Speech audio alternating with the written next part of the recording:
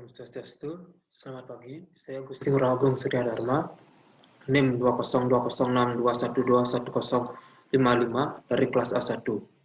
Di sini saya presentasi dengan membawakan materi tentang proporsi dan skala. Proporsi dan skala. Proporsi merupakan hasil perhitungan bersifat rasional yang terjadi bila dua buah perbandingan adalah sama.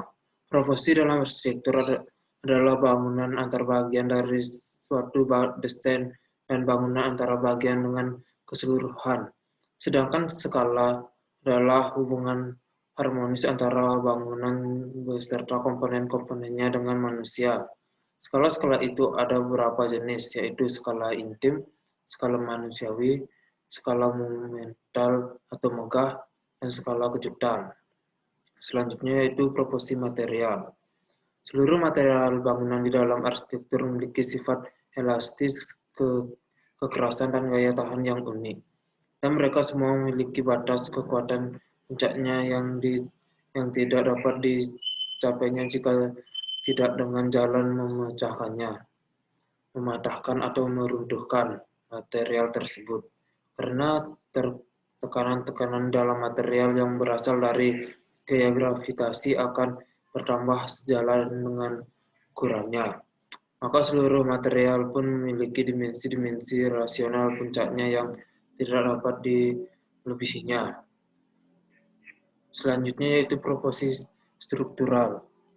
Dalam konstruksi arsitektur, elemen-elemen struktur dituntut untuk mampu membagi ruang dan menyeluruhkan beban mereka melalui penumpang-penumpang vertikal ke sistem fondasi sebuah bangunan. Ukuran dan proporsi elemen-elemen ini terkait secara langsung dengan tugas-tugas struktural yang diembannya, dan oleh karenanya dapat menjadi indikator visual akan ukuran dan skala ruang yang dibantu ditutupinya. Selanjutnya proporsi perbaikan. Banyak unsur arsitektur yang diukur dan dibuat perbandingannya tidak hanya berdasarkan sifat-sifat serta fungsi strukturnya saja, tapi juga oleh proses pembuatannya karena unsur-unsur ini dibuat secara massal di dalam pabrik. Mereka memiliki ukuran-ukuran dan profesi standar yang dikenakan padanya oleh para produsen perorangan maupun standar-standar industri. Karena hal ini dan bahan-bahan lain pada akhirnya harus menjadi satu dan mencapainya tingkat kecocokan yang tinggi dan konstruksi sebuah bangunan, maka ukuran standaran proporsi dari unsur-unsur diproduksi di pabrik akan mempengaruhi ukuran, proporsi, dan jarak-jarak bahan-bahan lainnya juga. Pintu dan jendela standar harus diberi ukuran dan proporsi yang pas di dalam modul bukaan tembok, kayu atau logam. Penumpang harus diberi jarak untuk menerima modul bahan tipis tersebut. Selanjutnya yaitu sistem proporsi. Sesungguhnya preferensi kita akan dimensi-dimensi fisik arsitektur tentang proporsi dan skala adalah tidak akurat. Preferensi tersebut terinotasi oleh pemedakan perspektif dan jarak, dan oleh bias-bias ya, dan oleh keterangan sulit untuk dikenakan dan diprediksi dengan cara yang presisi dan objektif. Jika dimensi dan bangunan-bangunan presisi sebuah desain yang diatur oleh suatu sistem proporsi tidak dapat dipahami secara objektif dalam sebuah cara yang serupa oleh semua orang, mengapa sistem-sistem proporsi beragam menjadi suatu hal yang penting dalam desain arsitektur.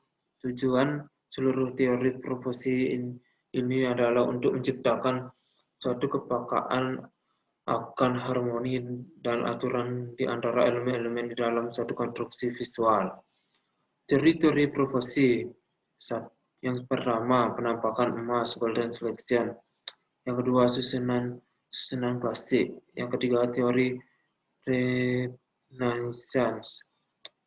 Yang keempat, modulur. Yang kelima, Kern. Yang keenam, antimetri. Yang ketujuh, skala. Jenis-jenis proporsi. Yang pertama, animatis. Yang kedua, geometris. Yang ketiga, harmonis. Selanjutnya yaitu penampang emas atau golden selection. Sistem-sistem proporsi matematis awalnya berasal dari konsep Pythagoras tentang semua adalah angka, serta keyakinan bahwa hubungan-hubungan numerik tertentu memanifestasi struktur harmoni alam semesta. Salah satu dari hubungan ini yang telah digunakan sejak zaman purbakala adalah proporsi yang dikenal penampang emas golden selection. Bangsa Yunani menyadari peranan dominan golden selection ini dalam proporsi tubuh manusia dengan meyakini bahwa kemanusiaan dan tempat suci yang menjaga dewa-dewa mereka harus berada pada tatanan universal yang lebih tinggi. Mereka pun menggunakan proporsi-proporsi ini dalam struktur kuilnya. Golden selection dapat didefinisikan sebagai perbandingan antara dua buah penampang garis atau dua buah dimensi suatu sosok bidang di mana bagian yang lebih kecil dari keduanya berbanding dengan yang lebih besar, sementara yang bagian yang lebih besar tersebut berbanding dengan jumlah keduanya. Golden section memiliki beberapa sifat geometris dan aljabar yang luar biasa yang diperhitungkan keberadaannya di dalam arsitektur. Begitupun di dalam struktur banyak makhluk hidup, semua deretan yang didasarkan pada golden selection seketika menjadi adiktif dan geometris. Selanjutnya yaitu garis-garis yang mengatur. Jika garis-garis diagonal dari dua buah persegi panjang sejajar ataupun tegak lurus satu sama lain, mereka menandakan bahwa kedua persegi panjang garis yang menandai tanaman tersebut, elemen-elemennya tersebut garis-garis yang mengatur. Tatanan klasik. Tatanan ini dipresentasikan ke dalam proporsi elemen-elemen mereka melalui ekspresi keindahan dan harmoni yang sempurna. Unit dimensi dasarnya adalah diameter kolom. Dari modul inilah muncul dimensi yang puncak kolom maupun kaki kolom di bawah dan bolok di atasnya, sehingga ke detail yang paling kecil karena ukuran kolom-kolom bervariasi.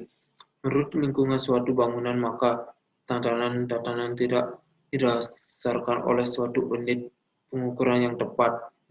Intensinya lebih pada untuk memastikan bahwa seluruh bagian dari bangunan manapun ada dalam proporsi serta harmonis terhadap satu sama lain. Selanjutnya yaitu teori Renaissance. Para arsitek zaman Renaissance yang meyakini bahwa bangunan mereka harus berbeda dalam suatu susunan yang lebih tinggi. Kembali ke sistem proporsi matematis Yunani ini. Setelah orang Yunani memahami bahwa musik merupakan geometri yang diterjemahkannya ke dalam suara, para arsitek Renaissance percaya bahwa arsitektur adalah matematika yang diterjemahkan ke dalam unit-unit spesial. Dengan menerapkan teori Pythagoras itu terhadap perbandingan-perbandingan suatu irama skala musik Yunani. Modulur. Pico besar mengembangkan sistem proporsi modulur. Untuk menyusun dimensi yang mengandung dan yang dikandung, ia melihat alat pengukur dari Yunani, Mesir, dan perbedaan tinggi lainnya sebagai tak terhingga kaya dan lembutnya karena mereka membentuk bagian matematis tubuh manusia, sopan, elegan, dan tegas. Sumber dan harmoni tersebut menggerakkan kita, yaitu kecantikan. Selanjutnya yaitu Ken. Ken diperkenalkan pada akhir pertengahan abad pertengahan Jepang, meskipun awalnya hanya digunakan memenuhi interval antara dua kolom dan divariasikan dalam ukuran. Ken segera dijadikan standar untuk arsitektur hunian. Selanjutnya yaitu antrometri. Antrometri merujuk pada pengukuran proporsi dan besaran sebuah manusia. Jika para arsitek era Iranian memandang proporsi sosok manusia adalah sebagai suatu pengukuhan ulang bahwa perbandingan-perbandingan matematis tertentu merefleksikan harmoni dalam semestanya, maka metode antropometri tidak mencari perbandingan simbolis ataupun abstrak, melainkan fungsional. Selanjutnya yaitu skala. Dalam menghadapi persoalan skala, kita selalu membandingkan satu hal dengan yang lainnya. Misalnya kita dapat mengatakan bahwa sebuah meja menurut sistem tipikal AS lebarnya 3 kaki, panjang 6 kaki, dan tinggi 29 inci.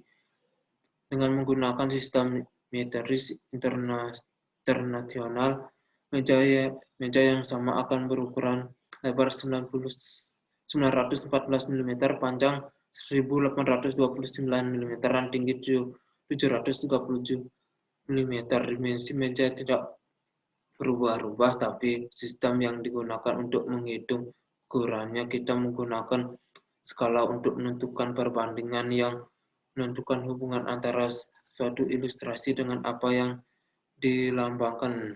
Misal, skala arsitektur mencatat ukuran bangunan tergambar dibandingkan dengan ukuran sesungguhnya. Selanjutnya itu skala visual. Skala visual yang merujuk kepada beberapa kecil atau besar suatu tampak berkaitan dengan ukuran normalnya pada ukuran benda lain dalam lingkungannya. Selanjutnya yaitu skala manusia. Skala manusia dalam arsitektur didasarkan dimensi dan proporsi tubuh manusia. Bagian proporsi antagonistis telah disinggung bahwa dimensi kita bervariasi dan sebaiknya tidak digunakan sebagai alat ukur yang mutlak. Dengan petunjuk ini kita dapat menggunakan elemen-elemen yang memiliki makna manusiawi yang dimensinya terkait terhadap dimensi postur, langkah, gapaian, atau cengkraman kita. Selanjutnya yang terakhir adalah perbandingan skala. Struktur struktural dari beberapa periode dan tempat bersejarah yang digambar dengan skala serupa perspektif kita mengenai berapa besar suatu benda atau suatu tempat adalah selalu relatif dan terhadap lingkungan dan ukuran yang biasa kita rasakan seperti panjang sebuah pesawat Boeing 747. Sekian presentasi dari saya ucapkan terima kasih. Om Santi Santi.